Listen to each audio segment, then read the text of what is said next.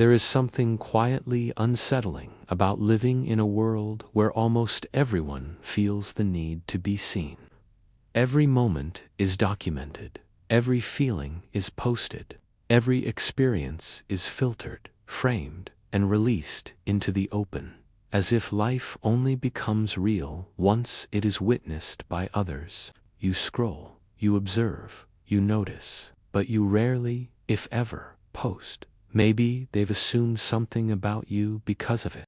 And somewhere inside, you may have wondered yourself what it says about you that you, Dan T, feel the same pull toward visibility that everyone else seems to feel so strongly. In a culture that equates presence with proof, choosing not to post feels almost like a contradiction.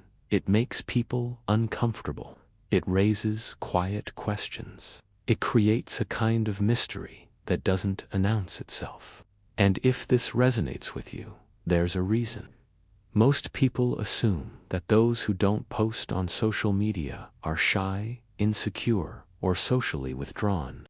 They imagine fear, avoidance, a lack of confidence. They think silence must mean absence.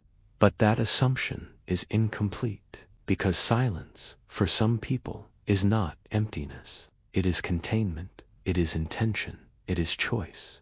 When you don't post, you are not necessarily hiding. You may simply be refusing to turn your inner life into a performance. And psychologically, that refusal speaks to something far deeper than most people realize. Social media didn't just change how we communicate, it subtly reshaped how we define ourselves. It taught us, slowly and quietly, that identity is something to be displayed, that moments are meant to be shared, that feelings are more valid once they are acknowledged by others. Over time, many people stopped asking, "How do I feel?" and started asking, "How does this look?" But you noticed something didn't sit right. You may have felt it early on, or maybe it came after years of participating. A sense that sharing was no longer about connection, but about curation. That posting felt less like expression and more like translation, compressing your life into something consumable. And something in you resisted that. Psychologically, people who don't post often have a strong internal orientation.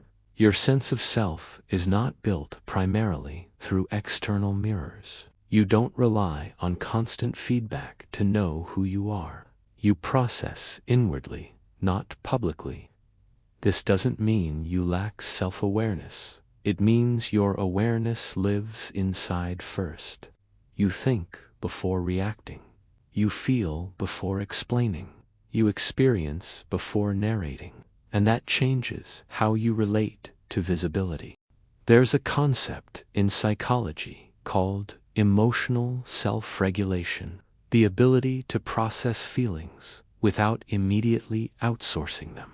Many people post not because they want to share, but because they want to regulate, to be soothed by likes, to be reassured by comments, to feel less alone in what they're experiencing.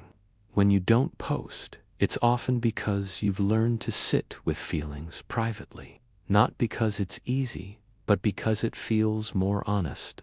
You don't need immediate validation to make an emotion real. That alone sets you apart in a culture built on instant response. It also means your nervous system works a little differently. You are sensitive to stimulation, not just noise and visuals, but emotional input. You absorb tone, energy, mood. The constant awareness of being seen can feel intrusive rather than affirming. Posting, for you, doesn't feel neutral. It feels exposing. And when exposure doesn't feel safe or necessary, restraint becomes a form of self-care. This is why your silence is often misunderstood. From the outside, it looks like disengagement. From the inside, it feels like protection. Not from others, but from dilution. You don't want your life reduced to highlights. You don't want your experiences flattened into captions. You don't want your feelings open to misinterpretation or casual judgment. There is a deep psychological instinct behind that. We call it psychological ownership, the feeling that something belongs to you on a personal, almost sacred level. When you post a moment, that ownership subtly shifts. The moment becomes shared property. It enters a space where it can be interpreted, compared, ignored, or misunderstood. People like you sense that shift instinctively. You know that not everything meaningful should be touched by the public gaze, that some moments lose their depth once they are exposed to noise, that privacy can preserve intensity. And this doesn't come from arrogance or detachment. It comes from reverence. You treat your inner life with care.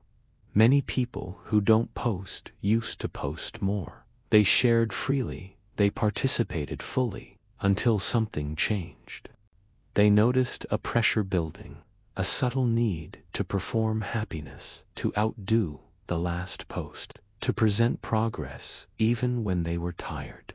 Over time, sharing stopped feeling like expression and started feeling like maintenance. And you withdrew not in protest, but in honesty. You realized that you didn't want to live in captions anymore. That you wanted to feel things fully without translating them. That you wanted to be present without wondering how it would look later. So you stepped back. No announcement, no explanation, just silence. And in that silence, something unexpected happened. Your experiences began to feel more real. When you stop posting, you stop framing life for an audience. You stop thinking in terms of angles and timing. You start noticing things again, the weight of a quiet moment, the texture of your thoughts, the way time slows when it isn't being documented. Colors feel richer. Conversations feel fuller. Moments linger longer, because you are no longer standing outside your life, watching it happen through a lens. Psychologically, this shift reduces comparison. When you're not posting, you're also less invested in monitoring how others respond to you. You are less caught in the subtle hierarchy of likes and engagement. Your self-worth becomes quieter, steadier, less reactive. This doesn't mean you never feel doubt. There are moments when silence feels heavy, when you wonder if being unseen means being forgotten, when you question whether you're falling behind while everyone else is showcasing movement. That tension is real. But over time, something else becomes real too. You begin to notice who reaches out without updates, who remembers you without reminders, who cares without needing content as a prompt. And those connections feel different because they are not mediated by performance. This is another psychological truth people often miss. Visibility creates familiarity, but not necessarily intimacy. Constant posting can create the illusion of connection without the substance of it. When you don't post, you strip away that illusion. What remains is fewer connections, but deeper ones. And depth, for someone like you, matters more than reach. There is also a form of quiet discipline in not posting that rarely gets acknowledged. Social media is designed around reward loops. Every like triggers dopamine. Every comment reinforces behavior. Over time, the brain learns to crave that feedback. Choosing not to engage with that loop requires awareness. It requires noticing the pull and deciding not to follow it. That is not indifference. That is self-control. You are not unaware of the system. You see it clearly. You see how easily identity becomes entangled with reaction. How self-expression can slowly turn into self-surveillance. And you opt out, not because you think you're above it, but because you value your inner stability more than momentary affirmation. This is what psychologists call an internal locus of control.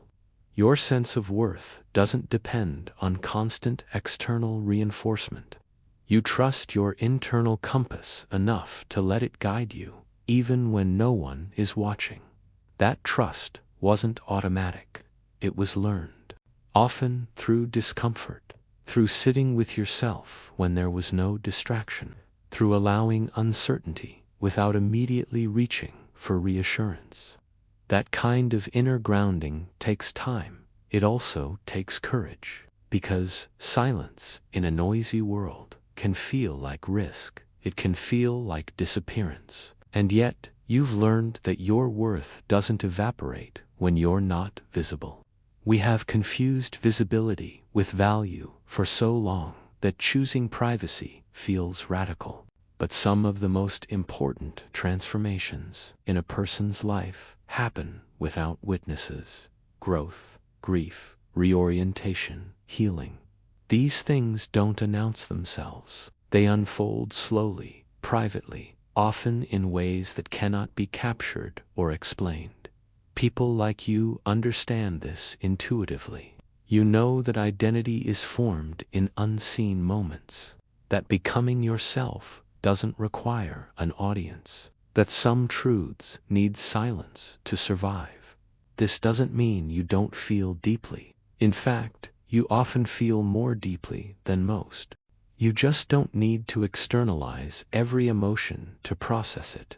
You don't confuse expression with experience.